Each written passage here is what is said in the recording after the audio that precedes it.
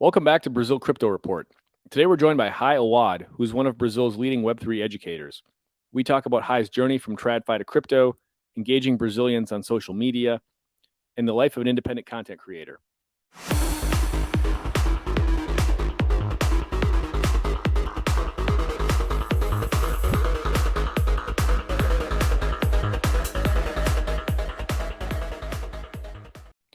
Great. So we are here today with Rai Auad, who is one of the top Web3 content creators in Brazil. Great to have you on the show. Hey, nice to be here as well. Amazing. So to get started, why don't you tell us a bit about just yourself and your journey into crypto and Web3? Okay, so my name is Hai, which is really weird saying it in English because Hi, so hi. my sister always says hi. But just to clarify, it's Rai, but in Portuguese the R sounds like an H, so it's Hai.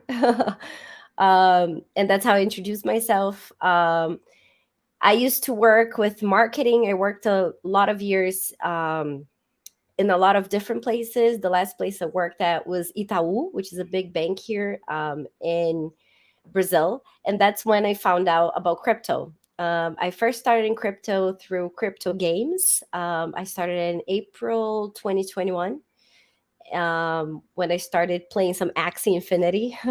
My husband came to me and he was like, let's invest a couple $1,000s in this game so we can get some money. And I was like, you're crazy. No, we're not going to do that. But I was really curious about how it worked because he kept talking about it. He already knew about crypto. He used to do some trading. He already invested in some crypto, but I was totally out of it. I didn't know anything about it. But when it came to the games, he was the one that I used to have more time. I mean, I was at a stay-at-home mom at the time. My daughter was like 9 months old. Not that I had a lot of time on my hand because I had a baby to take care of, but I had a little more time than he did to actually play the game. I don't know who played Axie in 2021. We did had a lot of activities to do throughout the day, so it took a couple of hours. At first, I was like, "No, you're crazy. We're not going to do that. I'm not going to put money into it. We're just going to lose our money." But then I started researching. Um, I speak English, so for me, it was easy to find a lot of content about NFTs and about Axie. But I did see that there were no content in Portuguese about Axie at all. And there were mostly men talking about it, like almost no women talking about the subject. So I saw there an opportunity to, at least at first, I wanted to like at least start translating some of the videos and giving credit to people like who were making the video. But I started learning a lot and getting really into it. So I started creating content on YouTube about my experience in crypto games because I first started in Axie, but right away I was like, if there's this one game that is giving this much money, because it was paying a lot back then, there must be others, right? So I started doing a lot of research. I started getting into other crypto games, and I started sharing my journey on YouTube. And it was really good. That's how I started like creating content on Web3 while I worked at a bank, which is kind of ironic. And I used to work like a 9 to 5, and then at night I used to record my videos, and I had my daughter to take care of. So it was a crazy year, like doing all of this. Wow. So you really went down the rabbit hole pretty hard then on the crypto gaming front. And you went into Yes. Axie, and then that sort of spiraled into some other games Over and 70 games. over 70 games. Oh, wow. Okay. That's It was impressive. crazy. Very It was impressive. crazy. Very impressive. Very impressive. Yeah, I've only done a handful of these things I've actually tried out personally. I followed the space, but I've never really, I guess I'm not really a gamer. I've just never really been into games all that much. Well, the weird thing is I'm not a gamer. Like Oh, I really? got into crypto games because of like money. That's why I started.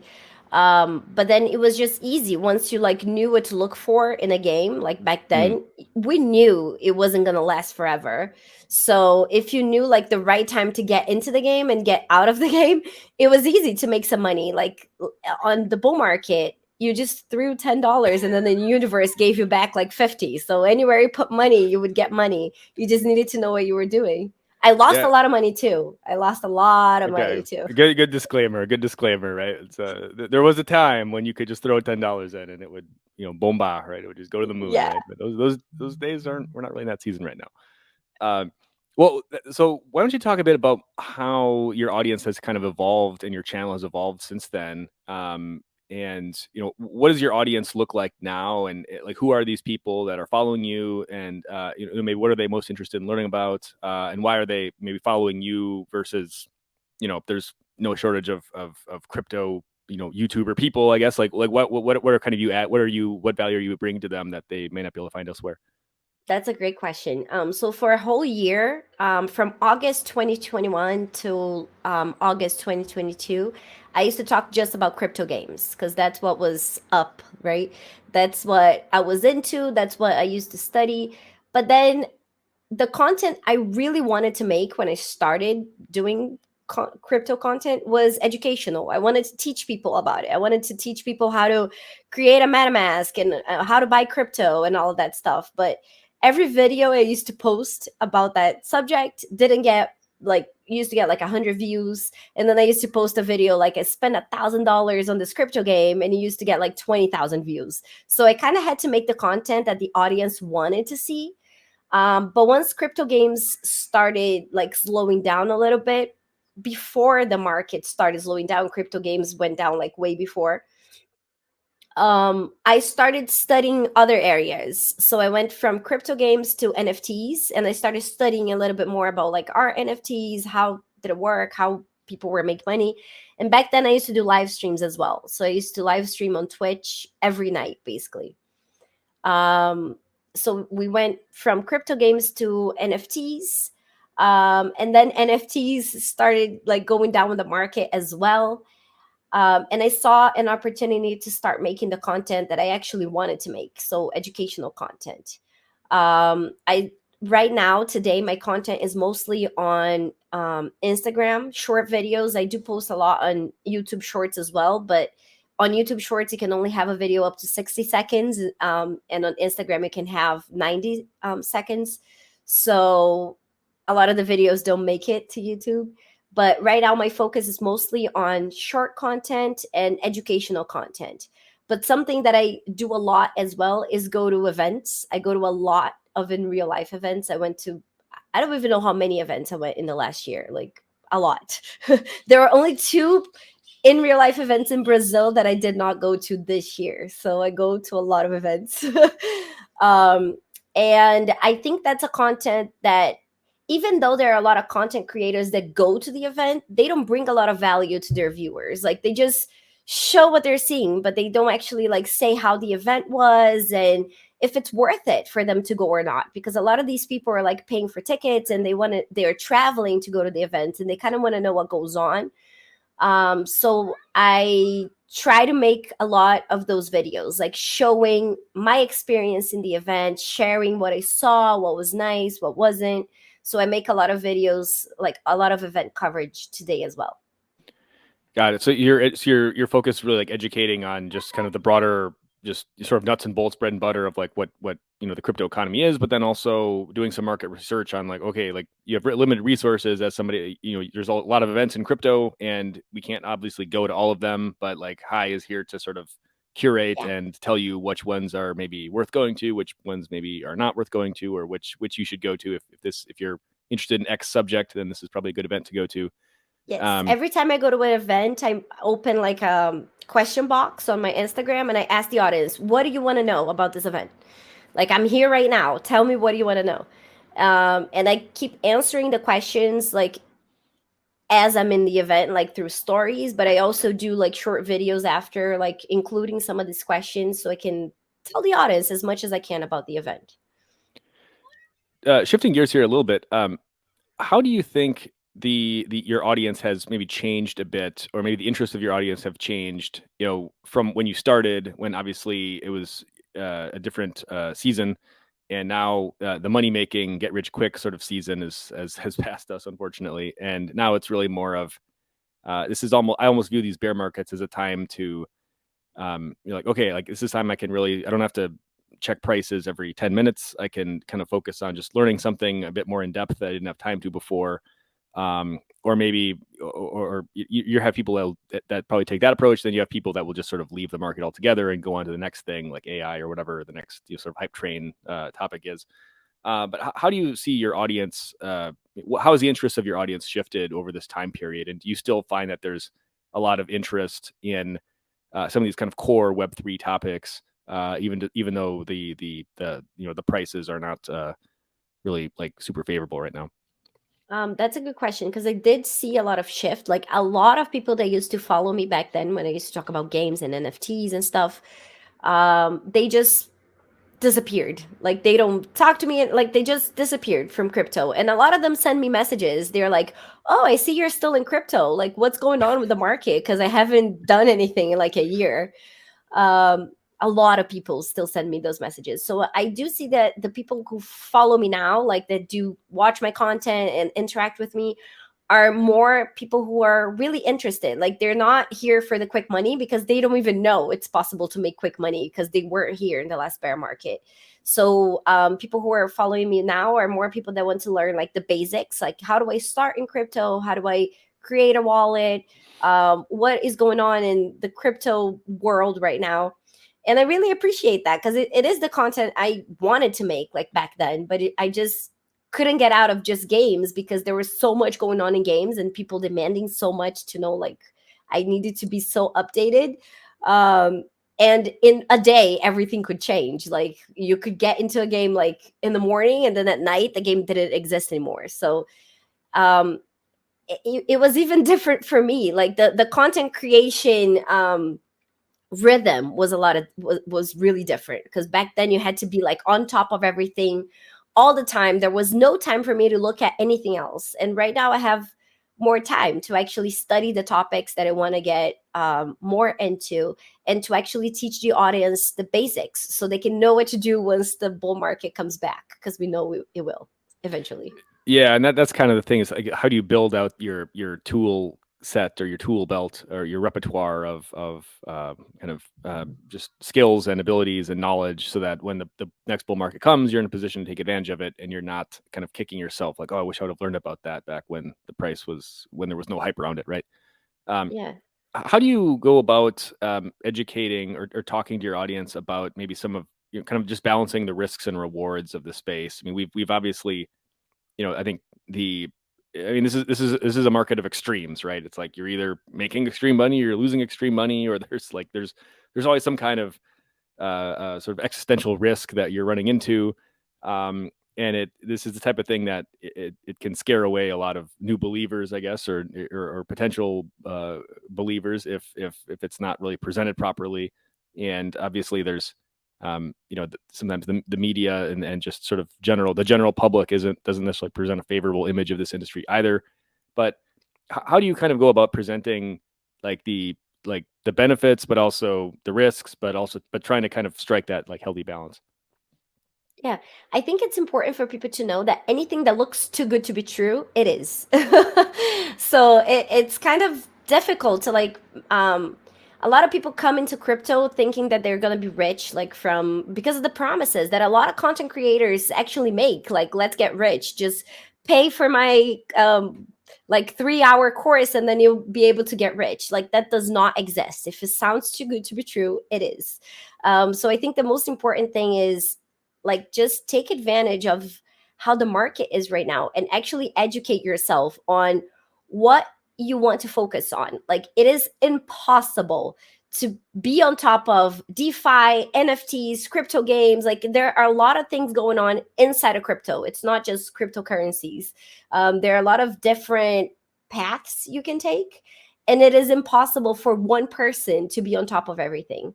So if there's a topic that you actually like, you actually enjoy, and you want to learn more about, just focus on that. And the basics are good. Like for crypto, for example, I know about crypto, but I usually do just the basics like Bitcoin, Ethereum. I do have a couple of other cryptos that might do good in the future or might not, but I do have them in my portfolio. But I just invest in basics. And I know that there are a lot of content creators, they're more focused on crypto. So they study every day, like new cryptos that are coming out, where they can put money in before it even hits the market and stuff like that. So it's just important to know what you want to do. Like, not because there are a lot of options, so make sure you know what you want to do and study that and study hard, like, so it is easier to make decisions once the bull market hits, right? So you know the basics to make smarter decisions. Yeah, that's a good point. It does get overwhelming if you're trying to just sort of drink from the fire hose of all these things that are shooting at you, like NFTs and games and DeFi and Bitcoin maximalism and whatever. And trying to go beyond the surface level in any of these areas is quite difficult, especially if you're trying to do all of them together. So that's a good point. To sort of narrow in, maybe hone in on one thing you find particularly interesting, and sort of dive in that. Um, Maybe talk a bit about you're mentioning earlier how you've kind of shifted doing most of your content on Instagram, and maybe talk a bit about like what channels have you found to be like most productive as far as generating engagement. And I would also be interested, I know you lived in the US for some time as well, so I would be interested in your perspective on what are the main differences in, I guess if we can use the term like influencer culture, quote unquote, between like Brazil and the US. And we obviously both cultures have their sort of these types of personalities and content creators that educate about this stuff. But do you see any different, like what would be the main differences between how this type of activity is undertaken in Brazil versus maybe in the US, or maybe more English speaking cultures? Nice. So first, talking about the platforms, like I did YouTube, I did Twitch, I did TikTok, I did Instagram, Twitter. So I've tried it all, and I still try it all. Like I'm still a little bit inside of each of these platforms. So at first, I used to think like if you had one content, like before, I used to do live streams. I do live streams, and then I can get just one small part of my live stream, make that into a YouTube video, and make that small part into a Instagram video that translates into a short and into a TikTok and goes into Twitter. It doesn't.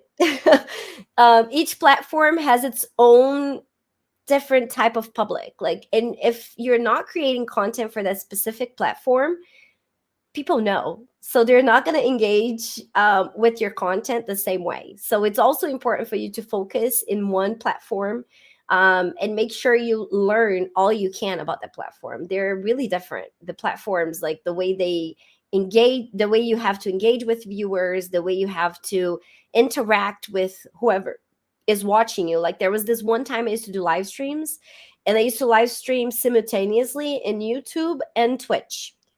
It did not work. Twitch only worked once I stopped doing YouTube with it and just focused on Twitch, because the way you need to engage with viewers on Twitch is really different from the way you have to engage with viewers on YouTube.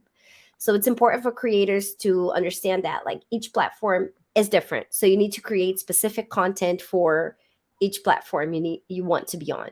So it's not just a question of kind of figuring out how to sort of game the algorithms of each particular platform and trying to figure out how they rank and prioritize, but it's also like the users of those platforms have kind of different expectations as far as like maybe if I'm going to like LinkedIn, I'm expecting something more sort of serious and Professional, yeah. businessy.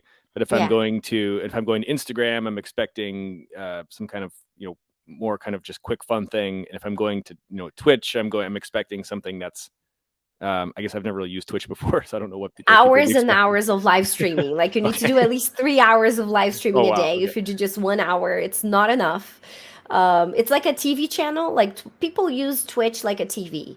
So they have a bunch of each influencer that you follow, each person that you follow, each channel that you follow, they stay like on the side there of your screen. So you just once they're online, you can see they're online. So you just click through. You don't need like a link for this specific live stream. You just go to that person's channel and you see if they're online or not.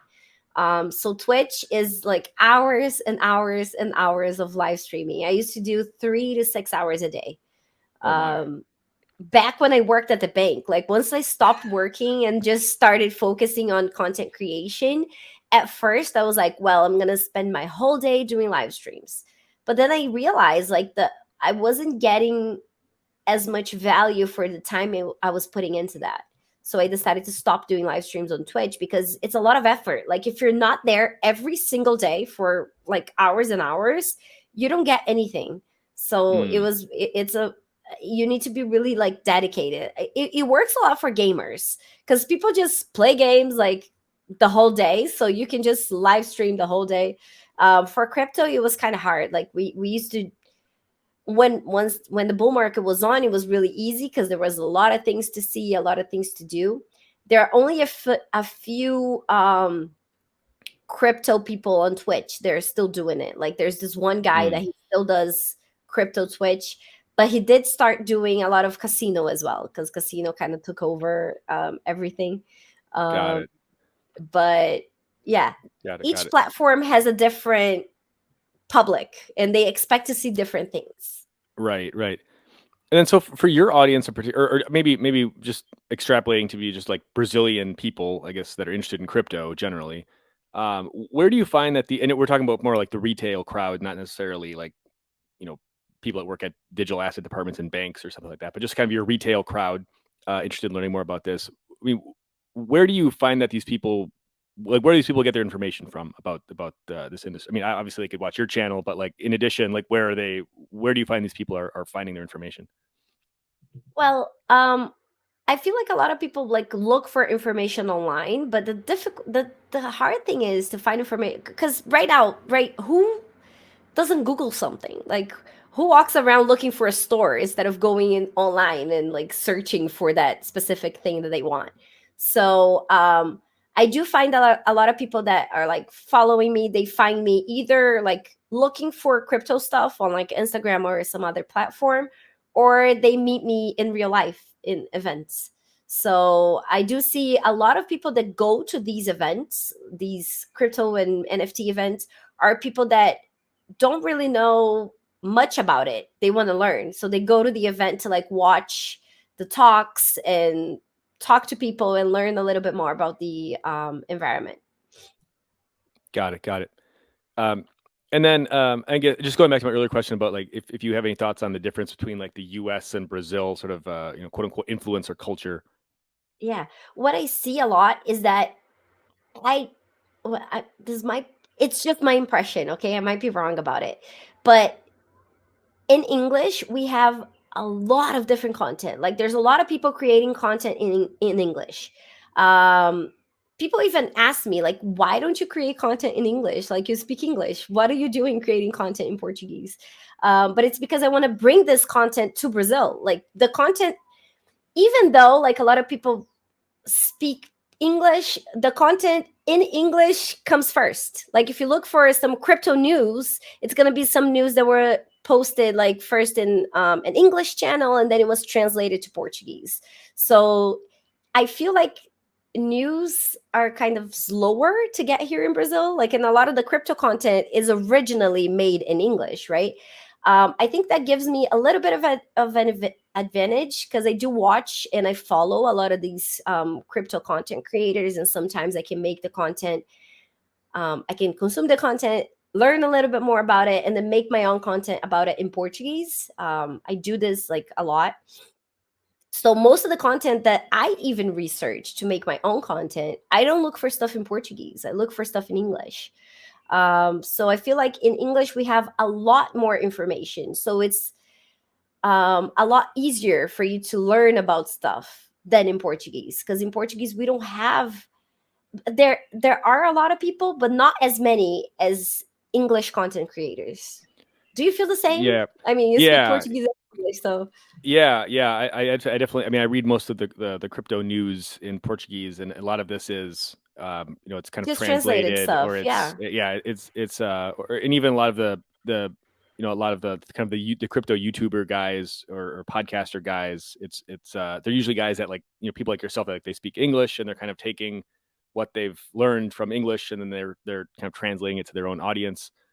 So it's almost more I mean, in some ways it's almost an advantage because you don't necessarily have to come up with your own like hyper unique niche. Like I've carved out this niche for myself in English language where I'm the English like Brazil crypto guy, um, but because every other niche there's already somebody else or dozens of people doing it, right? Where in this niche there's nobody else doing it, so it was sort of wide open, so I just took it. Whereas for someone like yourself, it's like you can kind of have a broader remit, I guess, and talk about a variety of different things. And there's not as much competition, I suppose. You don't have to like hyper specialize basically into one particular thing. You can kind of you have some freedom to kind of expand out into different topics, or you kind of with these types of products, it's like you almost just go to wherever your audience will just tell you what your product is basically. Like they'll tell you what they want to hear, and then you just do it. Exactly. And that's what it used to happen in the beginning, right? Because I was saying, like, I wanted to make like more educational content, but people wanted to see more crypto games content. I don't believe like right now there's a woman content creator that talks about crypto games in Portuguese other than me.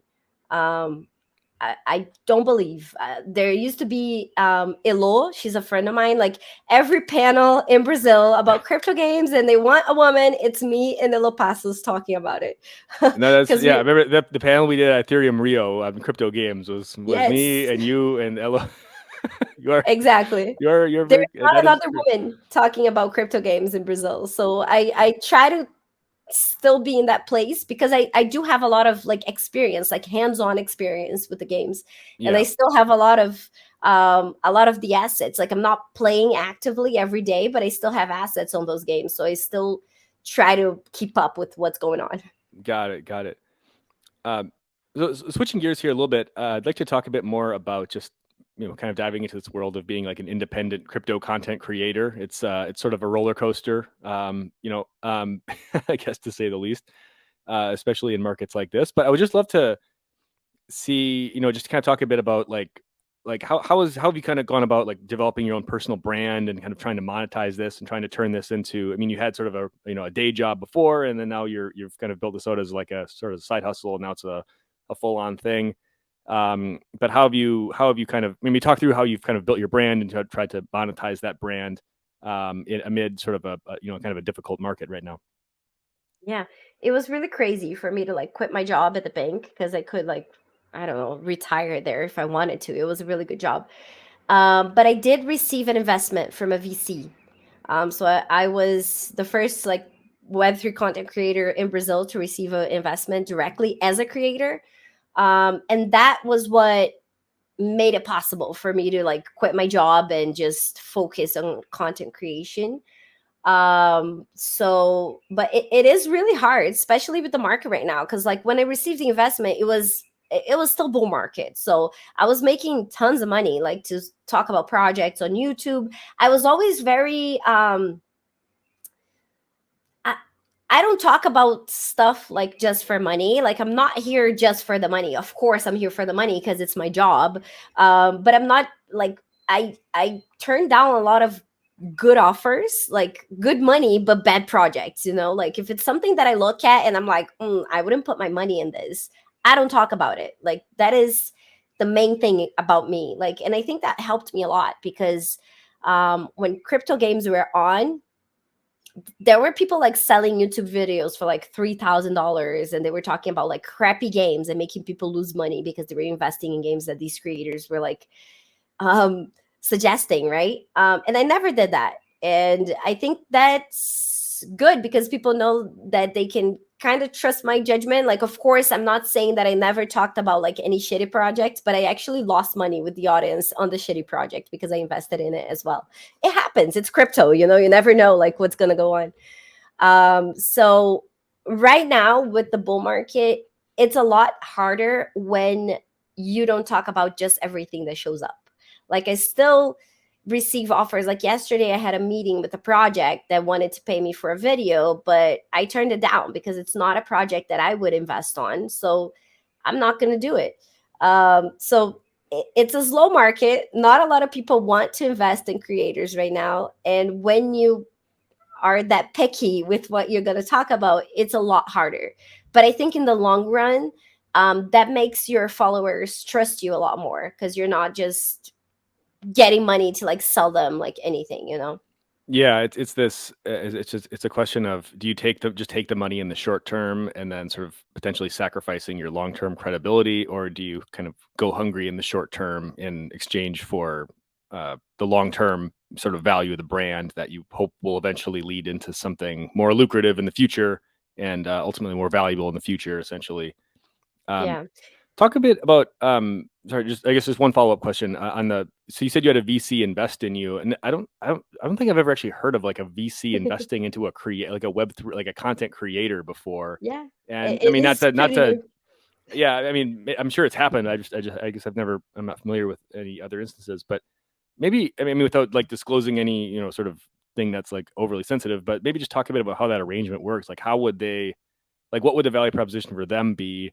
Like, how would they get a return on you, essentially? Are you like, Well, I I'm my how does that brand, work? right? So my brand is my name and it's me. So in case I get like really famous and I start getting a lot of money for a lot of the contracts that I close, because I do have a company, like it's not just me as a like physical person. I have a like a company. So the more money my company makes, the VC has a percentage of my company. So they actually make money as well.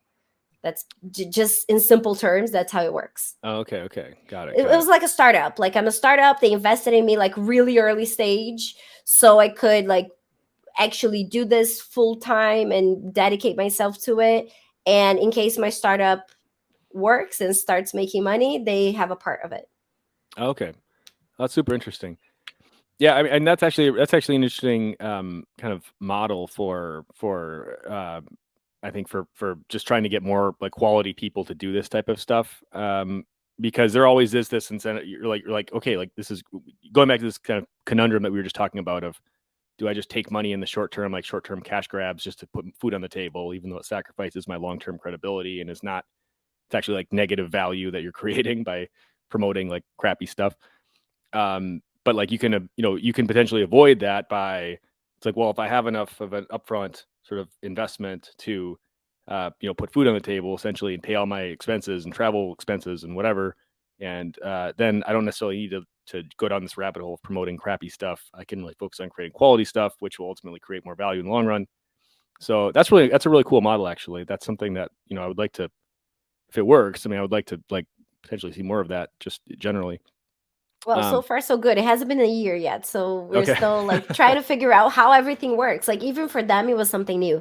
They're a VC that only invests in Web3, so even for them, it was something new. But I mean, I guess it's working. The market isn't helping a lot, but everything that I've done in this past year, if I look back 1 year ago, I wouldn't say that I would be doing the things I'm doing right now and going to the events that I'm going right now, working with the brands that I'm working right now. So I do believe we'll get there eventually.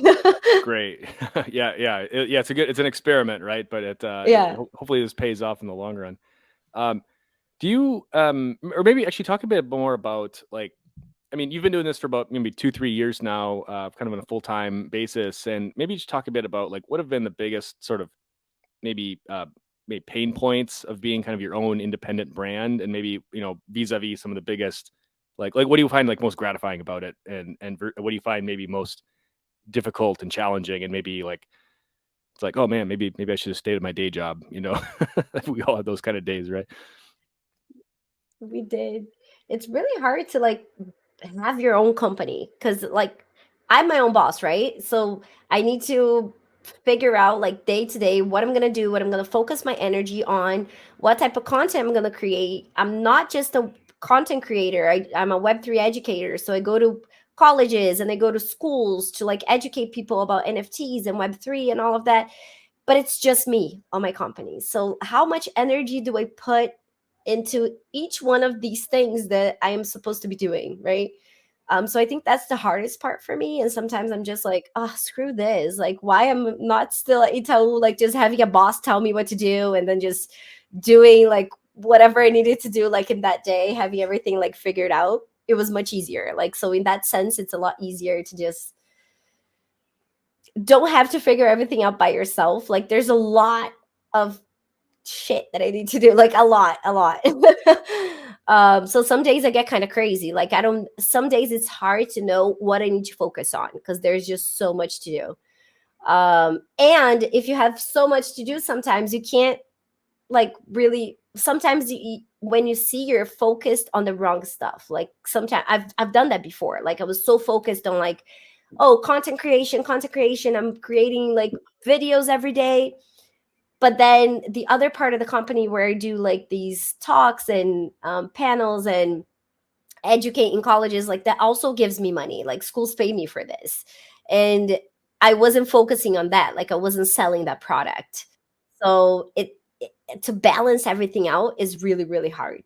But the compensating part, like what I like the most about it is like the impact that the content I'm creating actually has on people. So the first time I went to a in real life event, first time I didn't even know these events like existed, right? So it was March 2022, I think.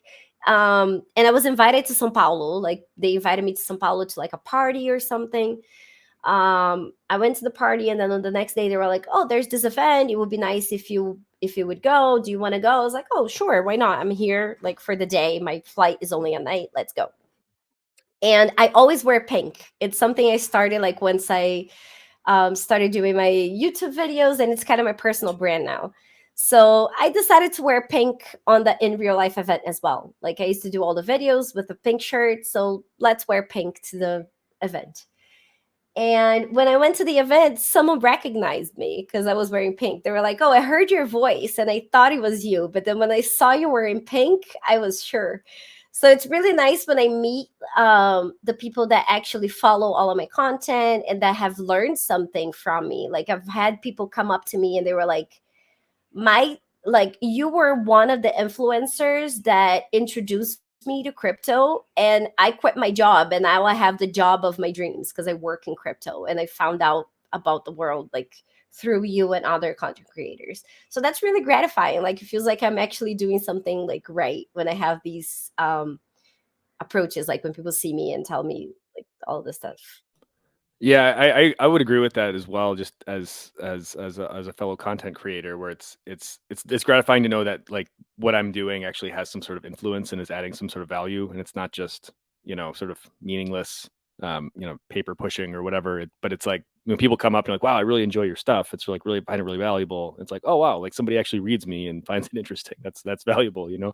It's Yeah, even if, like, well, maybe sometimes I used to be on live streams and there were like 100 people watching, like 100 people. But then you go to when you go somewhere and you see what 100 people is like in a room, it's a lot of people. Like, so it's when you see like a video with 20,000 views, and then it's crazy, right? Because you don't, when you see numbers, you don't actually um, see how that can actually impact people. And when you see like that number in front of you, it's like wow, like that many people actually watch what I do. It's yeah. really nice. Yeah.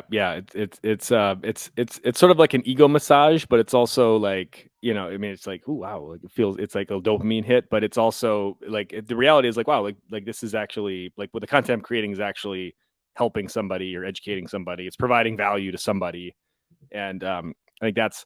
I used to be a journalist. Well, I guess I still sort of am a journalist, but I always kind of joke like the reason I ended up being a journalist instead of going to law school was that like I wanted to write stuff that people actually read, right? Where like instead of just writing like meaningless like legal documents that nobody reads, but like writing articles and stuff, even if it doesn't pay nearly as well, it's like, well, like this actually people actually like read this stuff, and it like it has impact, and It it has impacts more people, right? yeah exactly, and it's creating more value. So I always found Yeah. that to be pretty rewarding, even though I'm sure that I would be making a lot more money if I was a lawyer, but anyway, maybe there's still time, I suppose. I would probably But be making more money if I stayed at the bank as well, right, but well, here exactly. we are. Yeah, exactly. Well, anyway, I mean, maybe to kind of wrap up here, what are you maybe most excited about over the next kind of 6-12 months? Is do you have anything that you're sort of any areas in just Web3 generally, anything like specific to Brazil that you're really excited about? Anything kind of in the works for you personally or your with your company that we should be looking out for? Yeah, I work with other projects as well. So I'm a person, I do a lot of stuff like for myself or my company. I'm like, oh my gosh, I need more people to help me out. But then I start working with other DAOs and other projects. So I'm kind of crazy. I love getting involved, and I love how Web3, like, we have a lot of communities and people actually like enjoy like working together, right? So I miss some of that, like working with other people. So I kind of get into a lot of communities and try to um, help out other projects as well. So I am really excited with all of the projects that I'm working on. Like, we have the Web3 community here in Brasilia. That's actually where we met, like, personally, I think the first time. And we're trying to make a lot of stuff like bigger and have this community like grow here in Brasilia. So I think it's going to be really nice to have like a more consolidated Web3 in real life community here. I have this project called Milk DAO. I'm one of the co-founders. It's a educational project in Web3. We have right now the only product that we have is a bot on Discord where we teach people Web3 basics. So how to install a MetaMask wallet, how to switch networks on your MetaMask, how to verify transactions on blockchain, how to buy crypto. So all that basics. And we're actually going to do our first hands-on workshop using the Milkbot DAO on Uniceubi here in Brasilia next week. So I'm really excited about that, because once that hits, if everything works out, we're going to offer that product to other colleges and universities. And well, it's going to be nice teaching people like hands-on how to actually get into crypto. Very Uh, cool. yeah, and another Web3 project that I'm on is BR Punky, BR Punk. So it's a crypto punk that he's a decentralized persona. He's a decentralized Web3 creator. So it's a community built of all types of people. And he creates content on Twitter. And all of the content that is created and posted through there is the community that makes. So the community makes the content. They send it through the Discord. There's this 5 people that actually go through the content to make sure that the language is more like the beer punk community. And we're creating this brand, right? And I'm the one responsible to make all the physical products, make this beer punk brand come to life. So I'm really excited with the project as well. It's something new for me. I've never worked with that before.